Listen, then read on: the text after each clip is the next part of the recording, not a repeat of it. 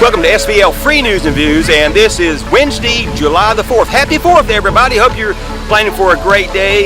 It's going to be a hot day, and you can see behind me the leisure pool here at the Statesville Fitness and Activity Center, and they're having a hot time out here, so you might be going to the lake or doing something else fun for the 4th, but whatever you do, be safe and celebrate the 4th. It's our country's birthday.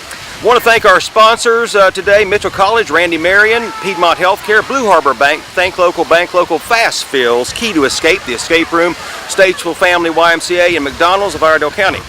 Now, as we said, we're going to 3 shows a week now, and this is our second show in this format, and we're going to have a great interview coming up right after the news, a couple of news items here, and it's going to be with David Bradley. Mike Fuhrman sat down with David, and David's leaving to go to Athens, Georgia. So the first rule of business, last night many of you went to see the fireworks show in Signal Hill Mall area. Always a big crowd out there, lots of fun to get the 4th started. And earlier this week you probably saw a news item, breaking news on Monday afternoon. Murder suspect Mark Arnold Pinkerton faces 3 additional charges in connection with the shooting death of Hugh Moose. Iredell County Sheriff Darren Campbell announced Friday that Pinkerton, 31, was charged with robbery with a dangerous weapon, possession of a firearm by a felon, and first-degree burglary on Friday, June 29th. He received a $100,000 bond on those charges. Pinkerton of Meadville, PA, already faces a first-degree murder charge in the January 10th, 2017 slaying of Moose, who was killed in his home off Shiloh Road. He is being held without bond on that charge. And stay tuned to SVL Free News as they move through more about the case. Now, our only segment today is with David Bradley. David Bradley is the president of the Greater Statesville Chamber of Commerce. He has moved on. He's going to be moving on to Athens, Georgia, to start be president of their chamber down there. And since his tenure here in Statesville, there's so much that's gone on. And Mike wanted to catch up with him, just find out what he thought about has happened since he's been here and what he's looking for the future of Statesville. Let's take a look. Thanks, Brian. I'm here at Pecan Park this afternoon with David Bradley, the outgoing president and CEO of the Greater Statesville Chamber of Commerce. David, thanks for taking some time to speak with us today. Thanks, Mike. It's a pleasure. And outgoing just sounds like formal and official. Yeah. I guess that's the way it is. You made your bed, buddy. That's right. That's right. So you're headed to Athens to be the chamber president there. Right. When's your first day? We start August the 1st. So and we'll be working here until July the 31st. Okay. And expect in August that we'll be back. Maybe 10 or 20% of the time in August as well. Okay. Well, I thought today it might be helpful. Kind of look over your tenure as chamber president. It's been 13 years, correct? That's correct. What did you see as the biggest challenge when you got here? Wow, that's a great question. I think the biggest this week, actually, or maybe not this week, next week, the guy whose place I took, Danny Hearn, is being recognized as with a lifetime award for the Association Chamber of Commerce Executives. Through America, he's recognized as probably the preeminent chamber guy. So, the biggest challenge for me personally was trying to follow Danny. I think professionally, where we needed to be with the chamber is we needed to heal some relationships with the city and the county, form some partnerships with other folks in the community that perhaps had turned just a little sour, and that happens, when somebody's been here for 27 years. And I think that was what our initial charge was. And Mike, when it was sort of surreal, Danny Hearn had been president of the chamber for 27 years. John Marshall had been mayor for 12, 16 years, whatever that time period. Downtown Statesville, Brian George was at downtown Statesville. Jeff McKay was at Statesville Economic Development. Mm-hmm. And so I had the youngest tenure of anybody in the block, and then within about 6 months, everybody had changed. Mm-hmm. So we came in at the right time and found great partnerships with the new folks that came on board that we could help make some relatively cool things happen. So then, a couple years after you got here, the Great Recession showed up, and I'm sure those two things are just coincidental, but Well, certainly that made your job more challenging. Yeah, it was. We did chambers across the country. Suffered miserably. So we did an analysis of just the chambers in the region, and between 2008 and 2011, the average loss in chamber membership within the region was about 35% loss of chamber membership, and that's substantial. The average loss in the country outside of metropolitan areas is closer to 40%. We were blessed that we only lost about 20% of our members, but it's still, when you lose that pretty significant chunk of revenue, you've got to either figure out a way to replace that revenue, or you have to make some substantive programming cuts. And we just tried to. I don't think you can cut your way to prosperity. I think you have to try to figure out imaginative ways to grow the program. And if we are the voice, if the chamber needs to be the voice of an optimistic future for a community, the time for us to be most proactive is during the times of recession. And that's why we really were strategic in trying to look at the All-America City campaign in 2009, because we were right in the throes of the recession. Mm-hmm. So, and I think a lot of people know about the things that have happened downtown. We see the rejuvenated land streetscape. We've seen a new vibrancy in restaurants and Right. places for people to go and socialize. We have the Friday After 5 concert series. I want to say you started maybe during your time the Pumpkin Fest. Actually, Pumpkin Fest was started a year or two before Okay. I got here, but our task was really just to continue on with and try to expand it along with downtown Statesville. But I think downtown has become a destination. Right. So I think people, they see that, and I think the chamber certainly gets credit for that. What are some things that have happened during your tenure that maybe people don't know about that you're proudest of? I think go back to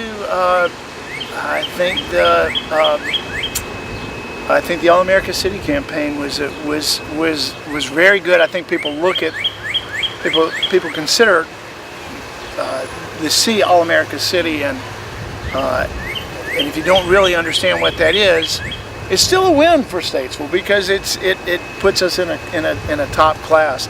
But the reality is that All-America City campaign in 2009 focused on.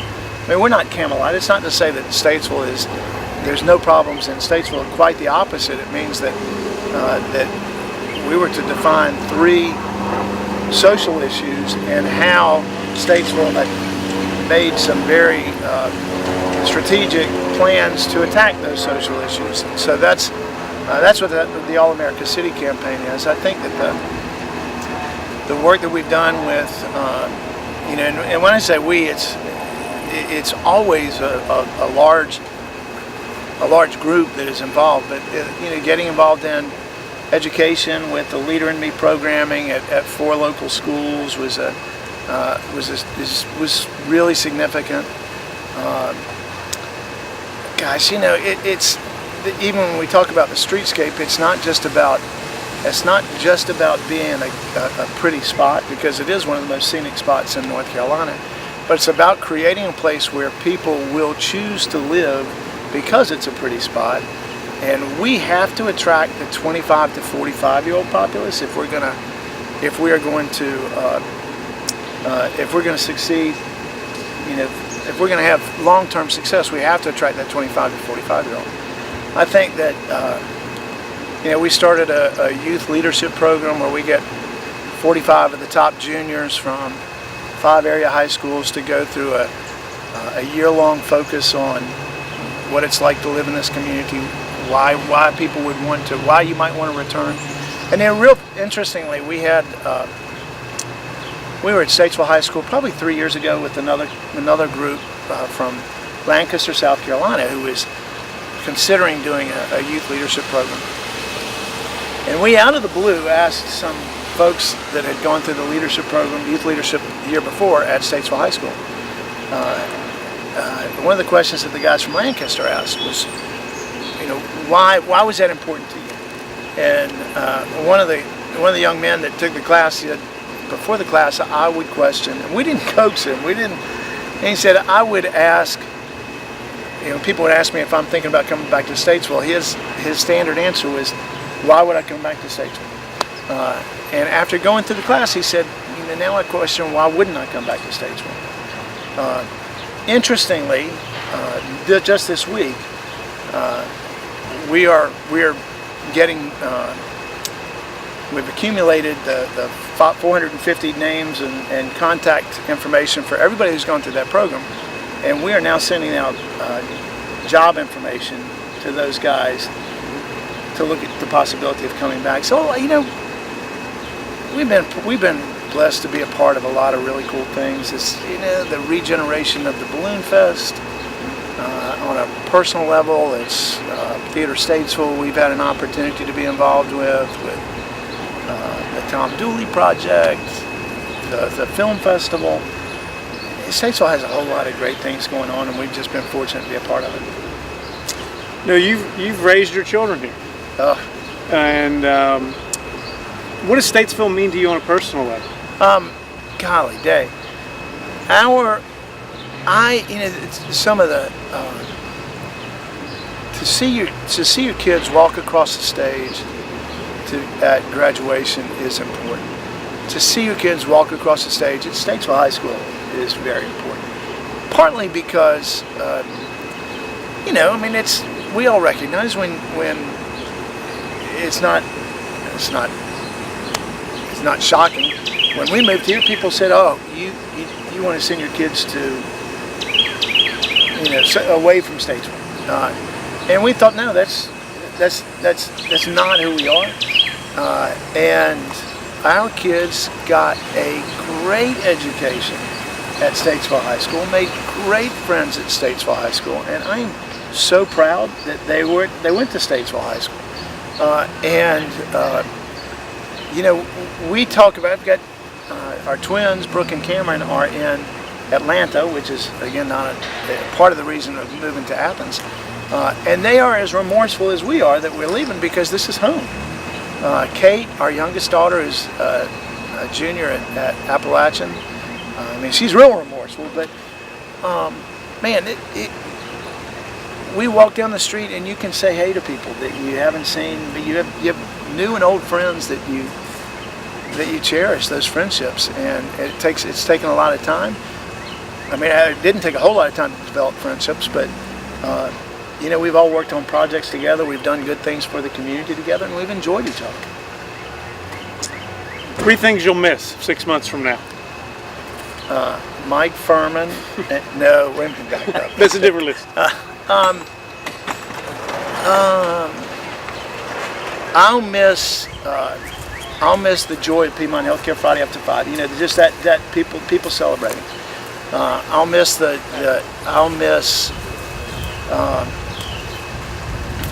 getting together and playing golf with a bunch of old crazy dudes, on Saturday morning. I'll miss, I'll just miss the joy of being downtown and seeing not only where we have come, but where we can go. That leads me to the next question. If you're going to leave a to-do list for your successor, you can put 5 things on there. What are the 5 things your successor should focus on? I think first and foremost, you have to recognize that the political climate in Statesville is changing. Whether that's good or bad, it doesn't matter. You got to recognize that these aren't. You're going to disagree. You have to figure out a way to do it, to disagree agreeably. You've got to do that. You've got to figure out that your way is not the way; it's a way. And compromise and recognizing that there's a common goal that we all have to shoot for. That's number 1. Number 2, look beyond look beyond here. So in the chamber world, we have folks all across the country that have done crazy cool things and looked at tackling issues creatively. Many of us have never had an original thought of our own, so we steal, be a great thief, and give away credit for cool projects. So the other thing I would say is appreciate the now. This is a great community. It's a great and growing community. Be an advocate all the time, everywhere. Recognize that you're going to have people that are nipping at your heels, but don't. I mean, we are moving forward. Is that fine? Yes, sir. Love it. You know, I guess I'd probably say be cautious about trying to get involved in too many things, because it can, and that's probably my character flaw as well, is that I probably say yes to too many things and no to not enough. But a successful chamber has got to be a chamber that looks beyond trying to sell the next membership, work on trying to build a community, and membership comes easy. And then understand that you're just, my position, I'm just a cog in the wheel, I'm not the wheel. So we have an incredible staff, great volunteer leadership. We work collectively with the city and the county and with the school system and downtown Statesville. You know, just we are a cog in the wheel. We're not the wheel. All right. Well, know that I only speak for myself, but I know that your efforts on behalf of this community are appreciated by many people, and I think Statesville is a much better place for the work that you and your family have done here, and know that this will always be your home, whether you're here or not. It will be. Thanks, brother. All right. So there you have it. Yes, that's a really good interview by Mike Fuhrman with David Bradley, and he will be missed, and he's done so many things for Statesville, and we wish him well in his new endeavor in Athens, Georgia, and perhaps he'll come back and visit us sometime. So thank you, David, for all you've done for the Greater Statesville Chamber of Commerce and Statesville and Iredell County. Okay, there's our show today, and get ready to sign up on SVLFreeNews.com to get your email edition every morning at 5 a.m. You'll get a rundown of the top stories on SVL Free News, and we'll have another show coming up this Friday. And don't forget to have a good time on July 4th, and happy birthday, USA!